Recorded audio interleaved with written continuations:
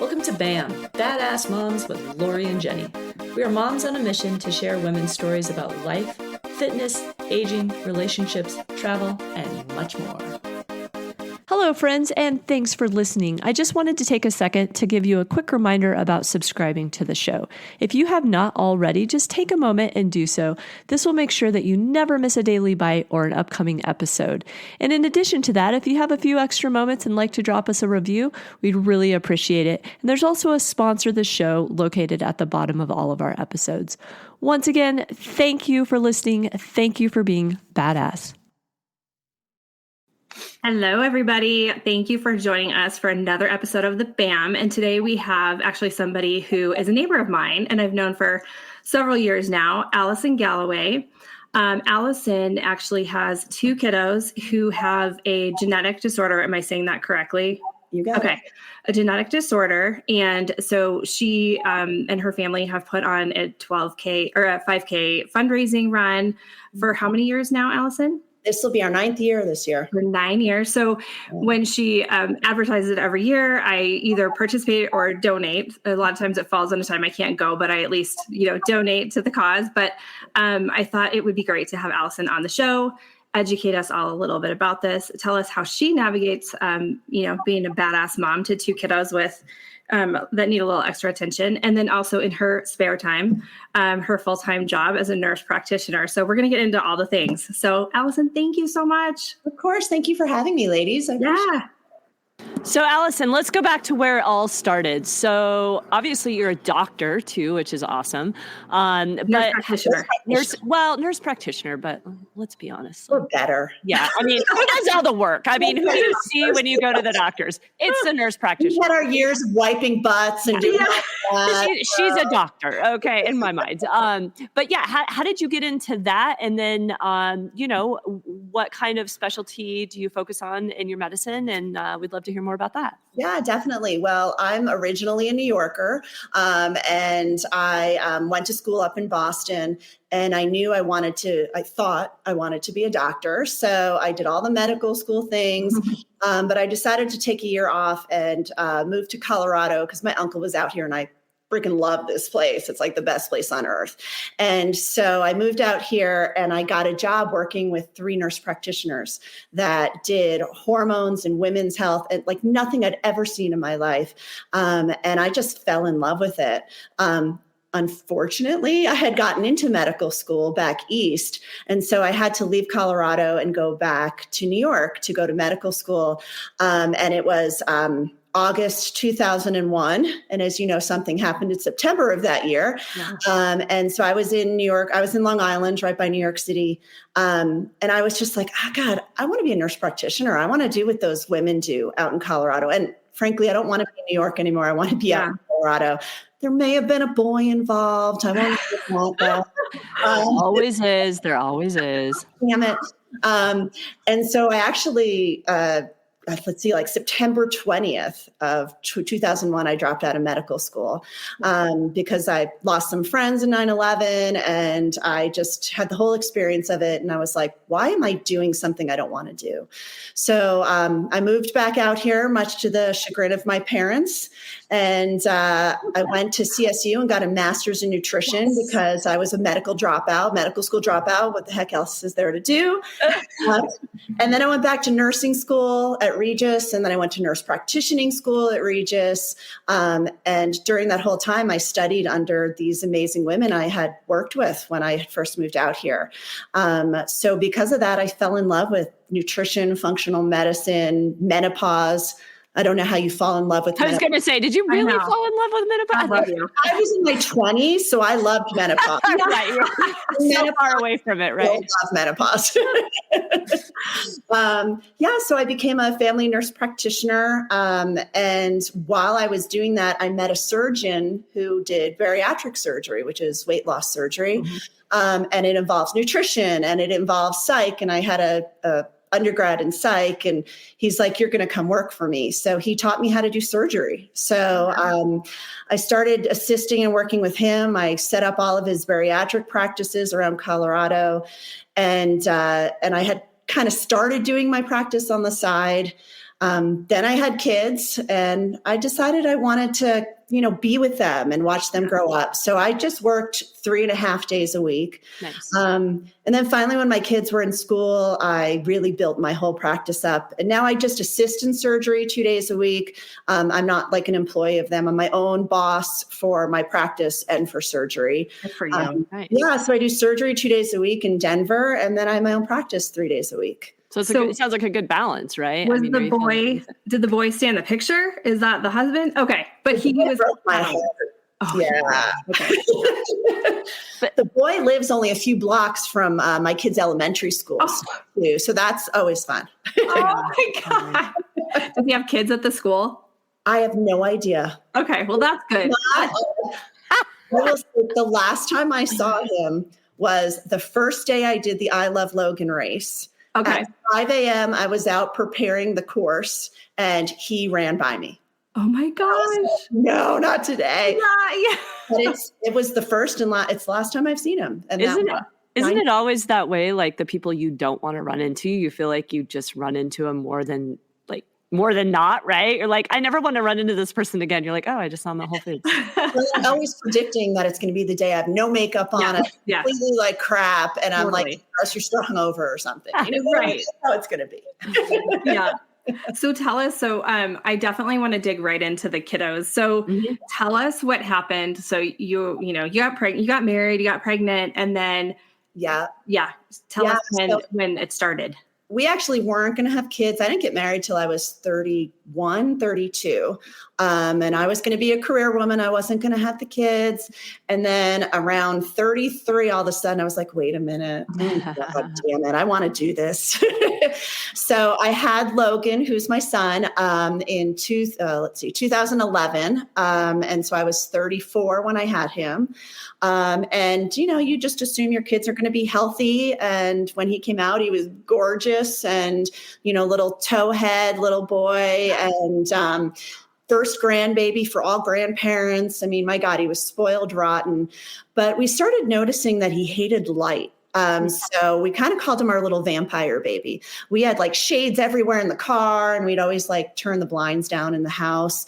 And then on playgrounds, he would really struggle to kind of like do steps, or like he was like just a little tentative going down slides while all the other kids were like going bonkers on the playground. So I want to say around age 2, I started taking him to the eye doctor. My husband, when he doesn't have glasses on, he's legally blind, but it's correctable. So we just assumed he needs some glasses. Sure. So we kept going to this one eye doctor, who I will not name because I don't love anymore.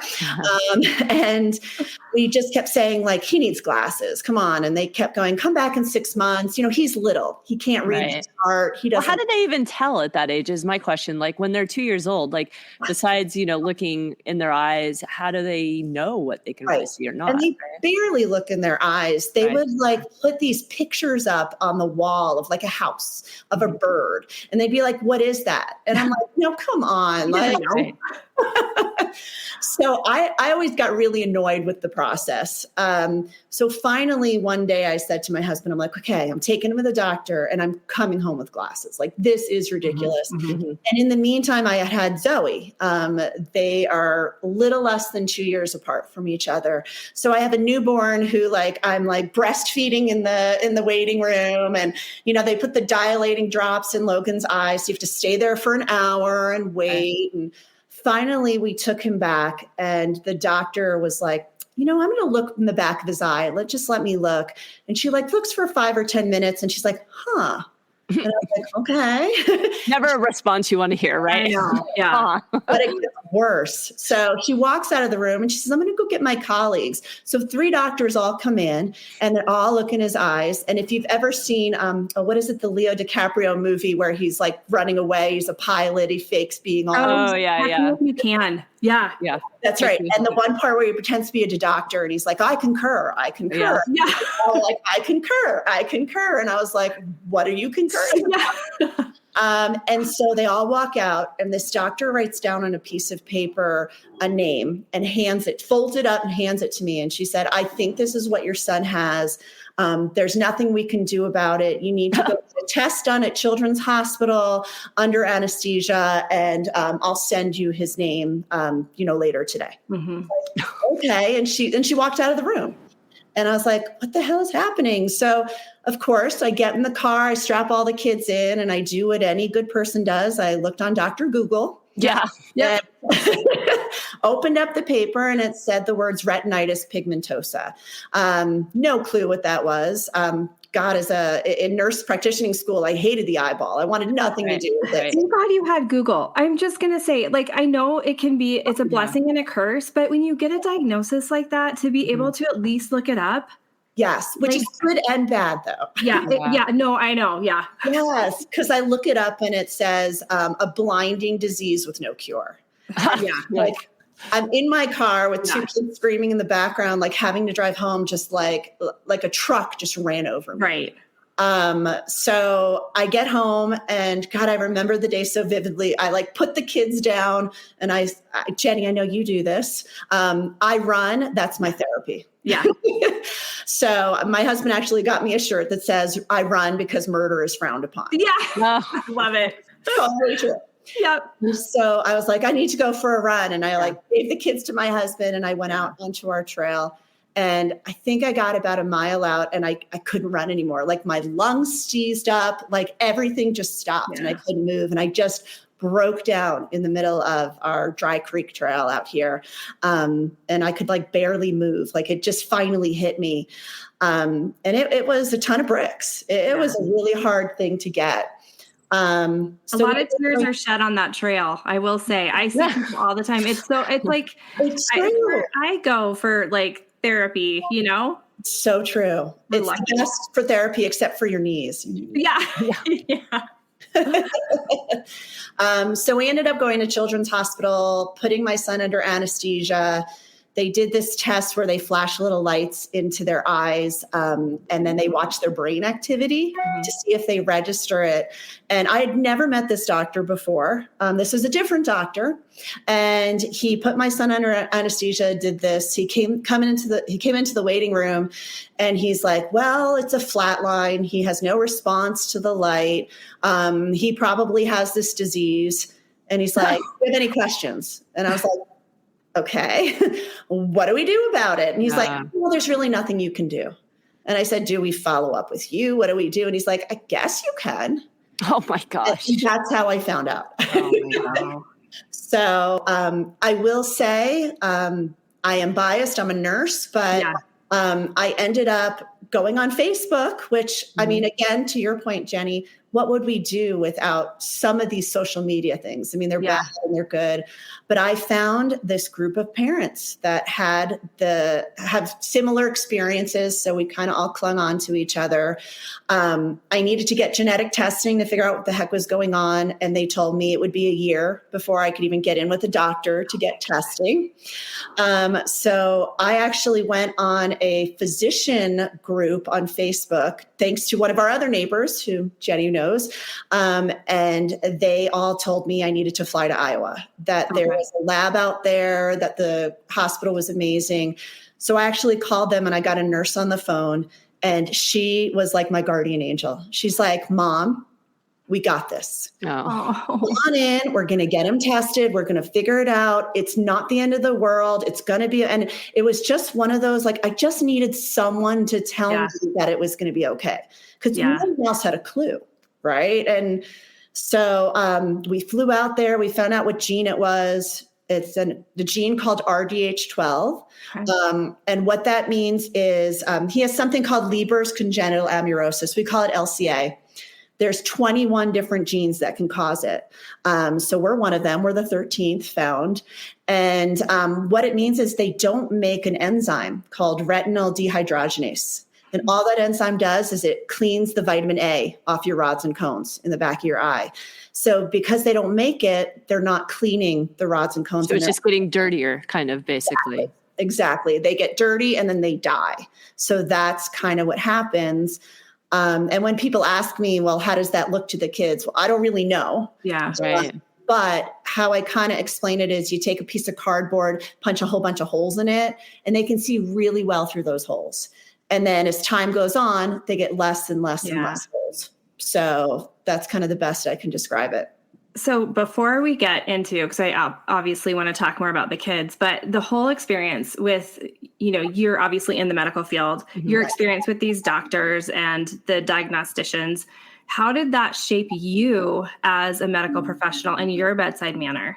It has changed so much. Yeah.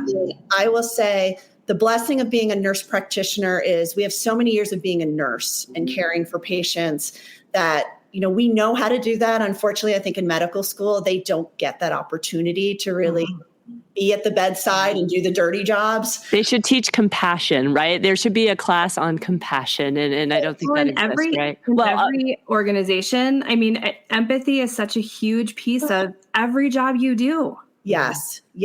And I hate to say it because I've set up, when I set up bariatric programs, we set up a computer program to teach all the doctors about bariatric empathy. And, they don't watch it. And then they just take the quiz at the end. And you're like, well, that's all the teaching they got. Right.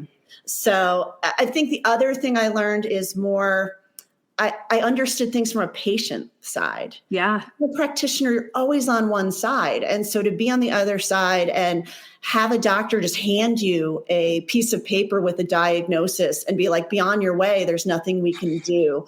I would never do that to a patient. Yeah. And the other words of advice I have are don't ever just take one person's. Yeah. We've talked about that before, like the value of multiple opinions and. Yes. And I will say, we're blessed that my husband and I do well enough economically to be able to fly to Iowa, to be able to find providers, to know other doctors. I know so many people out there that their kids got this diagnosis and they just kind of went, well, there's nothing I can do. Yeah. And that's what the doctor's telling them. So they're taking that.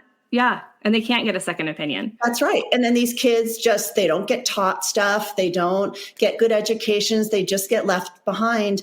And that's why right now there's obesity is huge in blindness.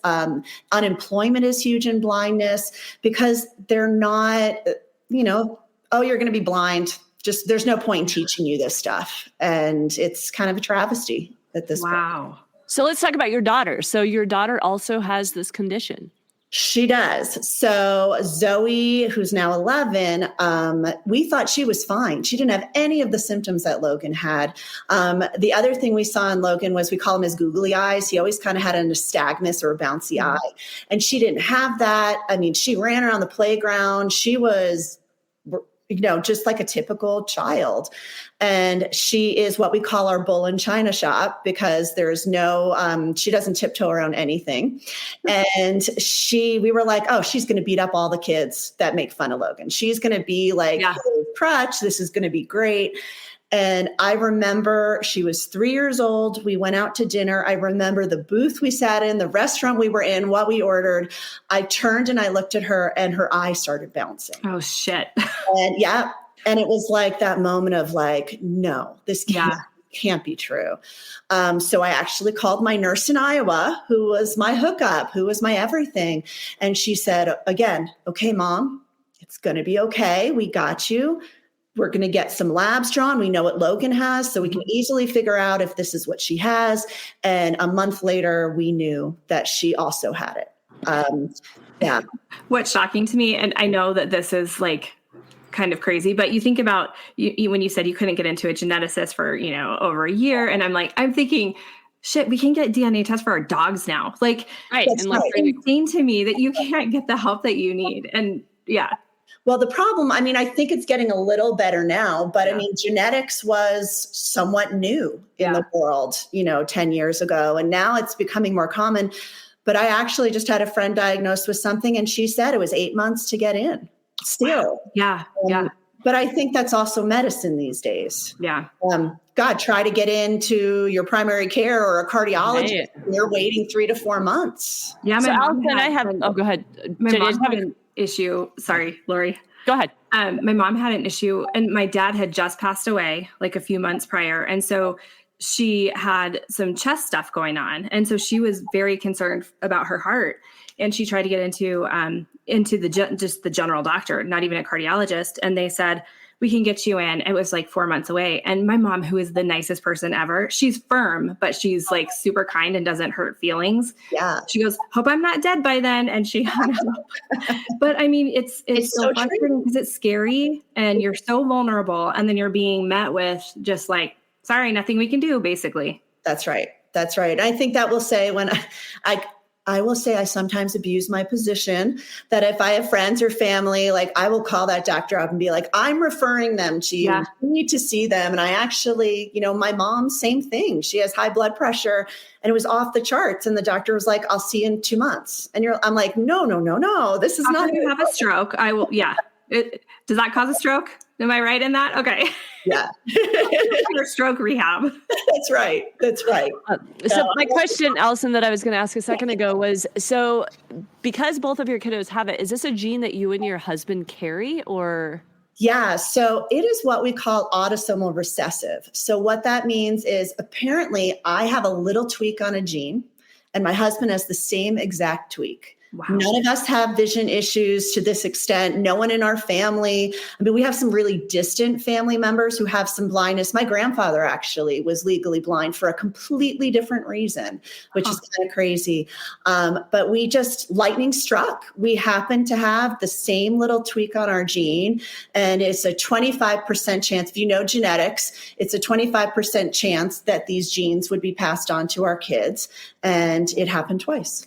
Wow. So we don't play the lottery in our house. We don't ever expect to actually win anything. You know what? It's so funny. I would think the opposite. I'm like, you had these crazy odds and unfortunately met them, but maybe it'll work in your favor. We won the crap lottery. We didn't win the good lottery. I know. Instead of $1 million, we get blindness. Yeah, exactly. Oh my God. So I'm curious, we all have obstacles as moms, right? So how has this changed just the extent of, being a mom in general, right? We deal with, and your kids obviously are kids and they're going through the same, emotions as others, but now they have this other, challenge, if you want to call it that they're dealing with. How do you deal with it and how are they doing with it? I run a lot. I cry in the shower. No, I will say I was really upset in the beginning. I really struggled to just function for a little bit because it was such a, it was such a hit. And I will say with Zoe, I remember when she got diagnosed, I came home and I called my best friend who was living in Pennsylvania. And I just said, she has it too. And my best friend's like, she has what too? And we just both like cried together on the phone. And, it took a long time to kind of get out of that hole because when this happens, and it doesn't matter what the diagnosis is. I mean, it could be ADHD, it could be, anything in your child. You expect them to be healthy. Yeah. And so you go through the phases of guilt, like I gave this to them, or maybe I wasn't supposed to meet my husband and have kids with him because look what happened. That you have anger that it happened. You have sadness because, I will say, and I think most parents that have things that happen like this to their kids is you kind of mourn the life you thought that they were going to have. And it's interesting because you do that even when everything is going well and they make a different choice. So I can't even imagine what that would look like. That's right. I was a soccer player. I did all these things. I'm in medicine. And it was like, my kids will never go to college. My kids will never get married. My kids will never play sports. My kids will never have friends.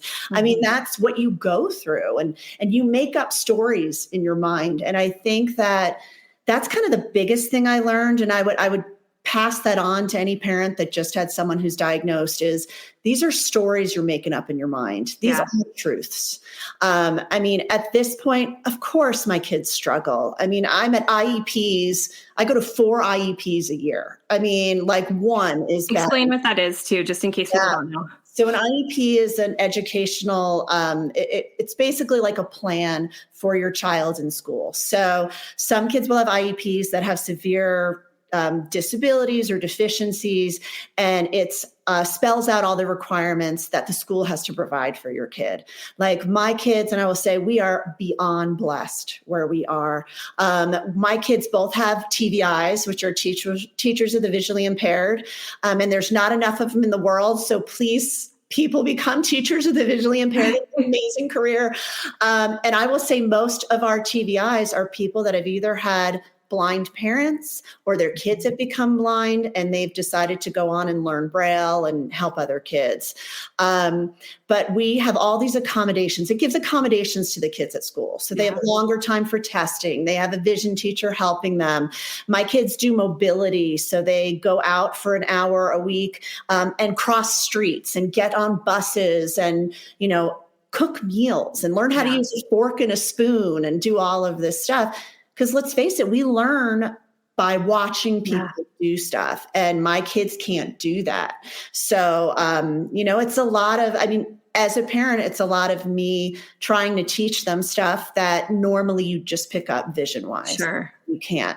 So, it's changed my life. I'm a different person because of it. I still have my times where I cry in the shower or, I'm running on the trail. And if Jenny ran by, she'd say I have sunglasses on because I'm like, and it comes and goes more now. It used to be all the time. Yeah. Now it's, something happens and I grieve that for my children. And I as parents, we take it in. Oh, yeah. All. If our kids are having a bad day, our day is ruined. Yeah. But the funniest part is my kids will have a bad day and the next day they'll get up and they'll be like, oh, and they run around like nothing. Oh, yeah. Oh my God, I'm still floored from that. I used to say when I dropped the kids off at daycare and I had to stop dropping them off, my husband had to start doing it because then they would cry and my whole day would be ruined. And within 10 minutes, they were fine and running around, right? Totally. But you just hold on to it. Oh, totally. As moms, there was this amazing study that just came out, that said as moms, when we're pregnant with our kids, we acquire their DNA in our bodies. And it speaks to how connected we are to our children. We have this DNA connection to them. Yeah. Dads are amazing, but let's face it.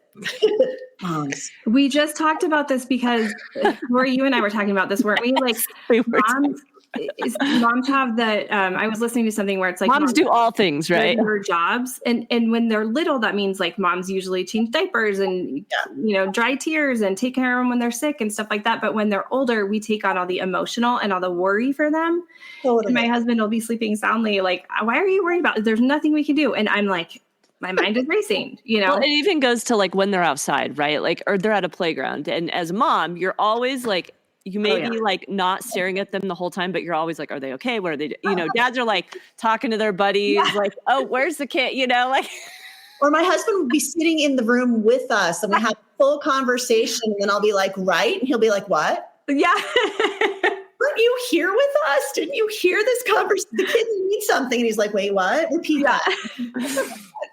I don't know if you've ever seen, there's this funny thing that goes around on Instagram and there's this kid going around asking his mom all these questions like, Mom, where's my coat? Mom, where's my shoes? Mom, where's my backpack? And then, he's like, Dad, where's Mom? Yeah, exactly. Totally. That's because we're superheroes, right?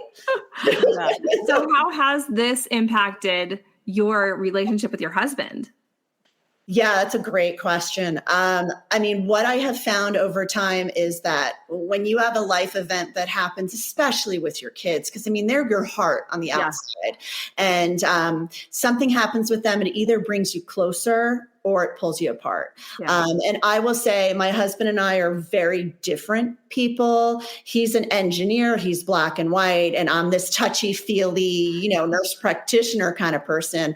And I did not take no for an answer. I found the providers. My kids are in studies. My kids played hockey. They're everything I can get them into, I get them into. And my husband is just like this rock of like, I don't think I ever saw him cry when they got diagnosed.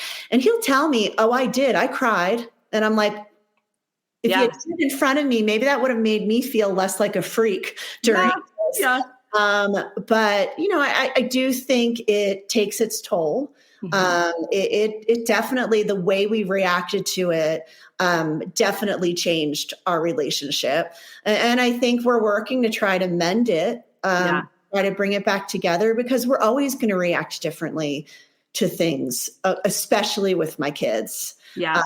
So yeah, I mean, it's a hard time. And I will say my son, Logan, right now, we have him in therapy, and he goes every other week. And it's not necessarily because he's like breaking down and crying. And I mean, he's like an amazing kid, but I want to give him coping skills that I didn't have when this happened. So I think therapy for the kids, and I think therapy for the parents. I mean, this is a huge life shift that God knows we didn't expect to have blind children. Sure. Anyone who was blind, like I knew nothing about blindness. And now because of my kids, we've met adults and kids and families. And I mean, my respect level for these adults. I mean, I know blind adults that have PhDs, 4 children, take the bus everywhere, do everything. When my kids got diagnosed, I was like, my kids aren't going to do anything. Like they're never going to leave my house. They're never going to have education. And now I'm like, what college are you guys going to? Yeah. Right? Like, let's do this. Yeah. Would you go to college with you? I guess I'll go to college with you. I like Darn. That sounds really fun, actually. That's right. I love it. But let's talk about your run, right? So you do this run every year. Let's talk about that. And let's talk about where the research is too. That's what, I want to hear that too. So as far as the research goes, I think the best thing I've learned is not to put all your eggs in one basket ever when it comes to research. It's always 2 steps forward, 2 steps back. It's a yo-yo of emotions. I will say when I started, so the problem is that this disease my kids have is so rare. There are maybe 300 people in the US with it. Wow. We have a international group. We're all on the phone together this past weekend. And so we have people in India, China, Latin America, Europe. We're all over the map. We all get together. We're parents and adults with this disease, or parents with kids that have this disease. Yeah. And so it's really, really rare. And the problem with that is when you think about pharmaceutical companies, we'd like to think they're making these medications out of the kindness of their heart because they want people to get better. But let's face it, they're doing it because they want to make money. Yeah. And so to make a medication or do a genetic research clinical trial, it's about $10 million to do. Wow. And so to have a pharmaceutical company invest in this research, then they, maybe have 1,000 people, 2,000 people that could use the treatment. They're not going to make a dime. Mm-hmm. So this is the fight of rare disease. Mm-hmm. We can't get people to fund our research. We can't get people to push it to the finish line because these pharmaceutical companies won't make any money off of it. So that's where we are. And so in 2009, a few parents whose kids had RDH12, which my kids have, they all met at a conference and they decided to make a foundation called the RDH12 Fund for Sight. Mm-hmm. And that was in the US. And I found them online when my kids got diagnosed. And the point of the foundation is to raise money because our only option is if no one else is going to do it, we've got to raise the money for the research. So they've been doing it since 2009. It's 2024 now, and between international and all the fundraising, in total, we've probably raised about $3 million. Mm-hmm.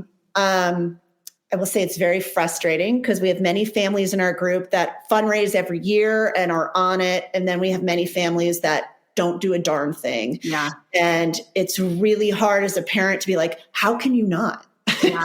But that's when someone reels me in and says, everyone's not you. Yeah. Right? Like some parents are just like, oh, someone else will figure it out. It's a hard life lesson. It's a hard life lesson. That's right. So we do our fundraising here. We do fundraising all over the world at this point.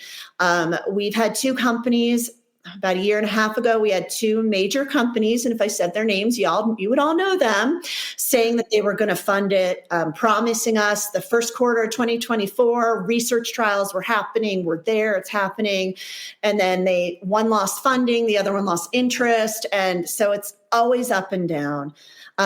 So at this point, we are giving $1.6 million to one of the companies in Pennsylvania to try to keep them alive and going. And then the other company,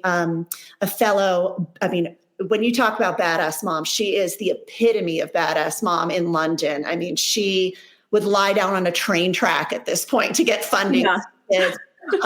And she is working on getting a foundation to buy the research from the other company to try to keep it going.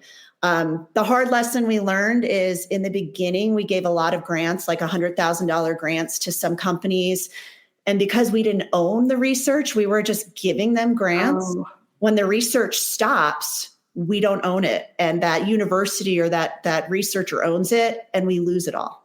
Wow. So it's been a learning curve for us. I mean, I'm in healthcare. I'm not a fundraiser. Ask anybody. I don't ask for help. It's my major flaw in life that I'm like, I can do it by myself. And now I'm asking everyone for help. I'm asking them for money. I'm asking them to spread the word. And it's been a real eye opener for my life to learn how to ask people for help. And I think a lot of moms are that way. We're not good at asking for help. But, you know, when a child calls, the mama bear comes out and you're like, what do I have to do? This is absolutely.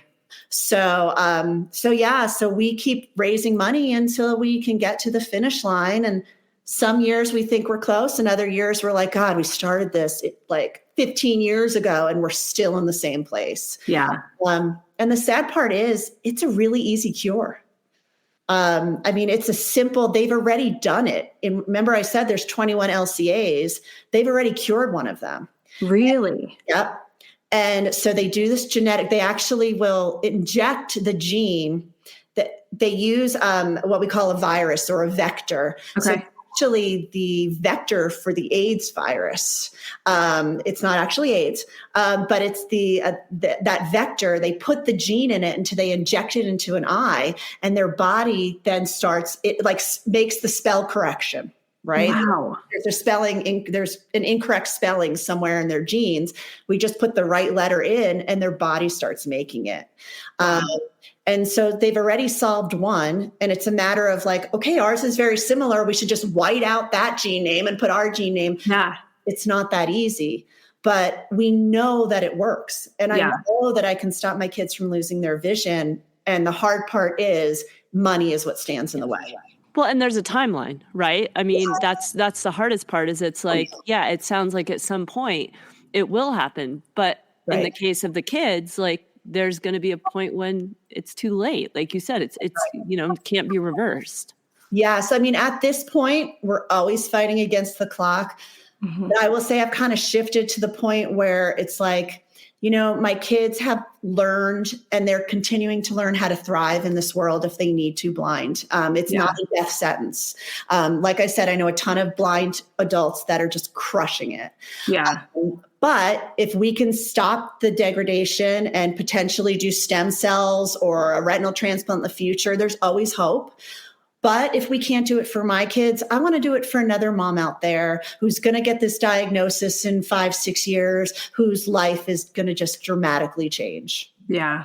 So I mean, it's a hard pill to swallow. I'm a control person and I have no control over this. Yeah. Which is, and like you said, that roller coaster. Yeah. It's like, we're moving forward, we're going backward. And knowing that it's possible and not being able to do it makes it that much harder. That's right. Yeah. So what do you guys do as a family? Like what's something fun that you all like to disconnect and go do and, with the kids, with your husband, where you can kind of, you can't just like forget about things, but those moments where it may be a vacation or, doing certain things together. We decided when they were both diagnosed that we were going to we set up a bucket list of all the places we want them to see before they can't see it anymore. So we've taken some amazing trips. My kids are extremely spoiled, I will say. Of course, COVID kind of got in the way of that. Yeah. And homeschool learning with 2 kids that are visually impaired, and everything was visual on a computer was a treat. I actually had to move all my work hours. My parents chipped in, everyone chipped in and sat at the computers with them. We'd have their vision teachers on iPads. You just see their face like sitting on the desk with my son trying to braille stuff. I mean, it was, oh my gosh. the gym teacher would crack up because he'd be like, okay, kids, it's time to do yoga. And he'd be like, I see Logan's mom is joining us today. Yeah. Well, he can't see what moves you're doing. So I've got to like move his body in that direction. So it was a comedy of errors, that's for sure. But I mean, we've gone to Alaska, Costa Rica. We're going to Switzerland and Germany this summer. We should talk. I just went. Oh yes, please. Yeah. My husband went to high school in Germany. Oh my gosh. So we want to show him that. We've been to Hawaii. I mean, we've done great things. We don't ever hesitate to say yes. If someone's like, come to California, come here. And we're like, we're there. Yeah. My husband and I like to hike. So we force the kids to hike with us. It's always interesting on a trail when, everyone else sees my kids. Well, my daughter doesn't, but my son will sometimes use his cane on the trail. Yeah. And that's a whole nother Oprah right there, is seeing parents and kids staring at my kids with their canes. I've had people come up to me and say, I'll say a prayer for your child. And I'm like, what? Like, don't say that to me. My kid is amazing. And so, I mean, there's so many hard times. Yeah. And I will say I resisted the cane for a long time because then that like makes it real. Sure. Like they can't see. But now I'm just like, screw all of you. Look what my kid's doing. Like he's out there, he's hiking this trail and he's doing a better job than you, but he's complaining the whole time. But, right. But that's every child, every kid, right? Like it doesn't matter. My friend called them forced marches for kids. That's right. They have so much energy, but yet they can't walk like a couple miles, but they can run continuously. They walk 4 feet and they're like, my legs are tired. And you're like, but I mean, my son rock climbs. We go indoor rock climbing all the time because it's a really tactile kind of activity. My daughter's skateboarding now. She's taking skateboarding lessons with this amazing coach who like holds her hand around the skate park.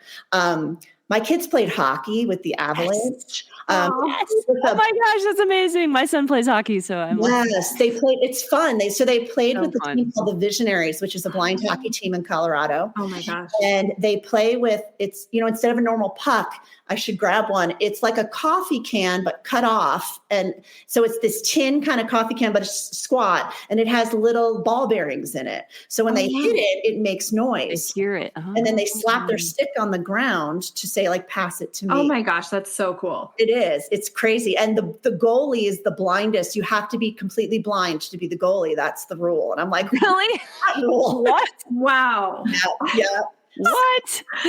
It's crazy. My daughter horseback rides because she has horses are so therapeutic. And such a connection to them. So, I mean, my son's a coder. He is a computer genius, way over my head. Yeah.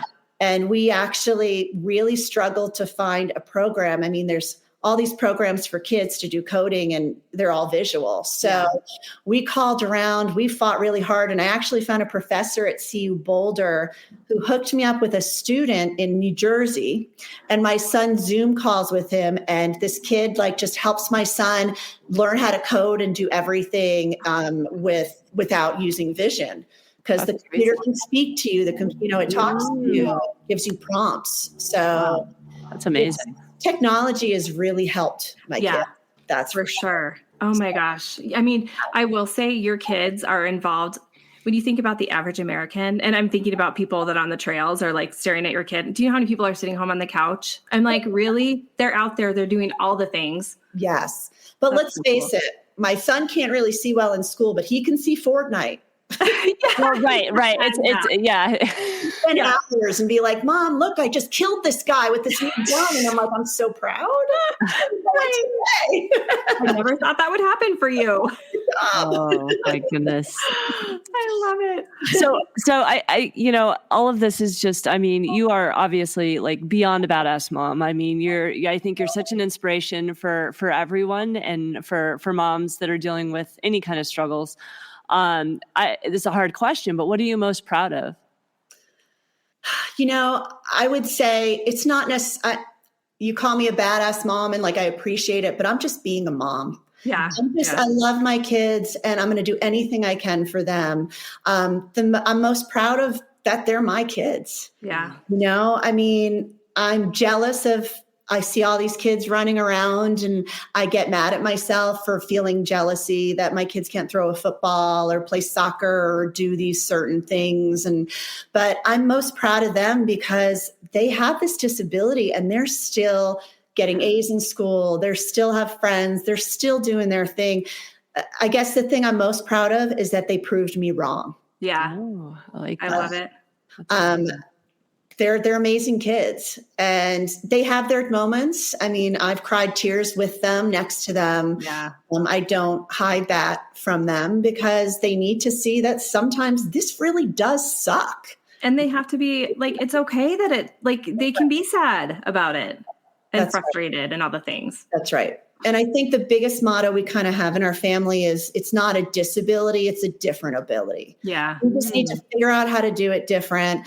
And we're going to be frustrated and angry and sad and pissed off. And then we're going to move on and we're going to figure out how to make it work. Yeah. And the skills that they're learning that they probably would have never like really dived into, like for them, it's opened up probably so much.